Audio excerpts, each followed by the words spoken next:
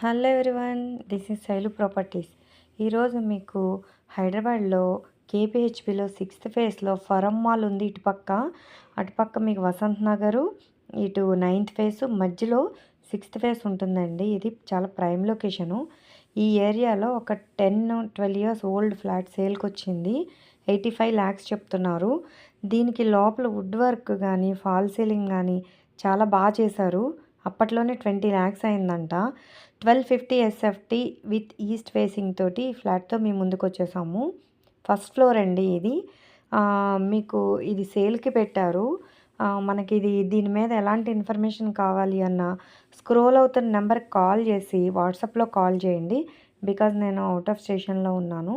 Call చేసి దీని యొక్క డీటెయిల్స్ కనుక్కోండి. Thank you.